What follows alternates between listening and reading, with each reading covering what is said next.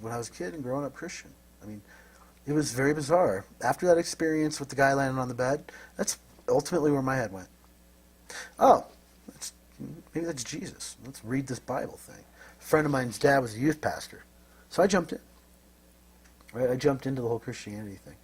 Really deep. I mean, I got to the point where I was leaving Bibles on my mom's bed, asking her to take me to church, because I was really ambitious about it. You know? And I went through that for 10 years. You know what I noticed at the end? That they had not a clue of how to actually become what Jesus told them to be, what Jesus was saying. Ye are God's. Physician, heal thyself. You know, you are as much children of God as any man. I mean, he's basically saying this. And I didn't see him saying, go ahead and be inconsistent and be contradictory and have ill feelings. It's okay because, and I forgive you because I'm going to come back and I'm going to make it all better for you. That's the belief. That there's no work needing to be done on their part other than believing. That's ridiculous. Because that book is filled with also, I mean, here's the stuff Jesus was saying.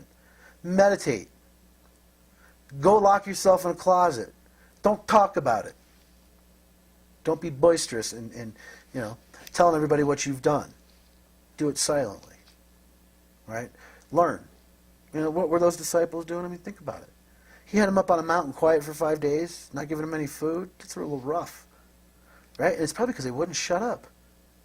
They couldn't get their heads to shut up. The fear was running rampant, and so he's, you know, hey, this is how you do it. There's something has to be done on their part. Right? They gave up food. They stayed awake, or they couldn't. You know? The spirit is strong, the flesh is weak. That's what he said, right? When they're all sitting there. You know, and they've lost the way. They never looked for it. You know? Most of the Christian stuff, it's about belief. To where I think the real deal is about doing that. Is about taking an inventory, as Don Juan would say, of who you are, of what it is you really understand, of what it is you really know. Take that inventory, right? And to me, that's basically the same thing. Because if you look in there and you find the flaws and you work through them, you step into that higher consciousness. You become natural, right? You are taking your natural course, which is the universe. You're just riding the end of that beam, and you're riding it clearly. There's no debris. It's unfettered. It's free. It's real. It moves. That's all Jesus was doing, right? He was not limiting what was coming down. So he could walk on water. He could, you know, manifest food. Do all this stuff. Because he wasn't blocked. Or so that's my belief anyway. You know what I'm saying? That he's not blocked. And when one isn't blocked, they're not. So whatever they can handle from the great beyond, if you will, is what they can display. Make sense? It does. I'm a jabberer.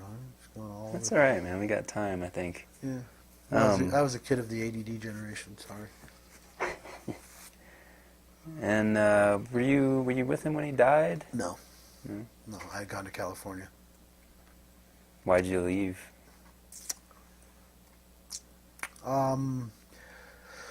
Circumstances beyond my control. We'll just say that. Circumstances beyond my control.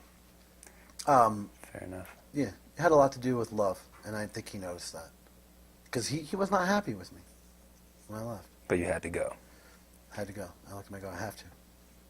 He's like, yeah, I know. And that was last I saw him. He got, you know, yeah, it was intense. It was hard. It was a hard drive to California. And then when I got there, I think about a month later is when he passed away. And when I got that phone call, it destroyed me. I mean, it kicked my ass. That's really where it started, at his death, where it really started to be so real. Because with him around... Right, you were on your own at that point. There was a lot kept at bay that I was going through. It was almost like he was keeping this nasty force at bay while I was figuring things out. So they weren't constantly nagging on me, and it's really kind of what it felt like. He had me in a bubble where all the nasties really couldn't get at me, so I could process and understand who I was before I let these things back in on me. Have a little control. Right? I think that's what he was doing. It was funny because the minute I heard he was dead, I just perceived it as gone. It's gone. Oh. And I remember bawling my head off, and it was the only death I ever cried about. And I bawled my head off. I was like, I am not done yet. I am not done yet. I am so not done yet. Oh, God. I'm not done yet. And I'm all alone. I'm all alone. I have no one to talk to about this. No one on that level, right?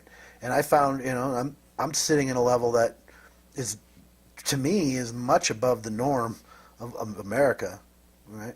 But I know it's my well-being. I know that. So I have this sense of well-being that, he provided for me, but I found it on my own inside of that bubble, if you will.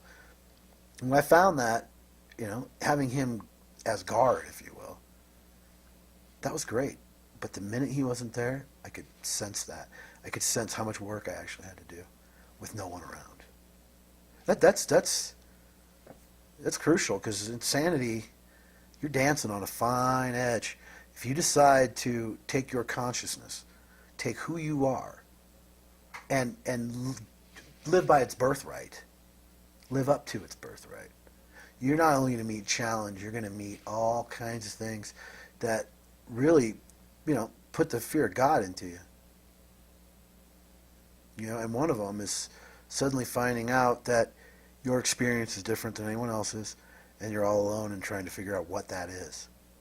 It's intense, it's powerful, it's your well-being, but it also, uncontrolled and no wisdom to it, is your undoing. Because you can get really egoic, real megalomaniacal when you're feeling something that people are like, wow, what is that? You can get really, people get a God complex pretty easy. And you have to avoid that too. You have to avoid all the stuff that says you're done. Right? And I saw that. I saw this work I had to do. Right? That was what? It's 2009, died in 96. 13 years ago. And that 13 years has been intense for me. Because, there's deep. I mean, the more you expand your consciousness, the more you're aware of. You're aware of the top and the bottom,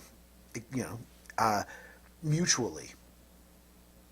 So, it's been 13 years I've been working through all of that behavioral stuff. It's kind of like time, right? It can be wasted. And that to me is one of those faults of mine. That I can actually find myself spending time doing something that is not about anything at all. Right? And I noticed that about 5 years ago. That, wow, there's this tendency to just kind of let the world service you. Yeah? That you're just a customer in it. And to take the customer perspective instead of the being. Customer's always right. Instead of the being, instead of the presence, instead of, that great mystery of what's looking out of our eyes. It's spooky. But, it was really kind of, and this is great. This is the interesting part. That night, I did the whole crying. My parents came over because they lived there too. They lived in California. And they came over and, to be with me because I was freaking out. My sister called him. She's like, you got to get over here. He's freaking. Not like thrashing around, getting wildly crazy, just in a huge sense of pain and loss that I'd never felt before. Never. And then the next morning I wake up.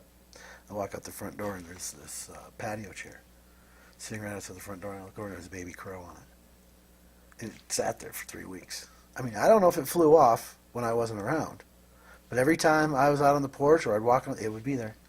And it would be there. And, I kept looking over at it, and I'd giggle because I knew. I mean, I knew who it was. I knew that this was Carlos, not the bird. It's ridiculous.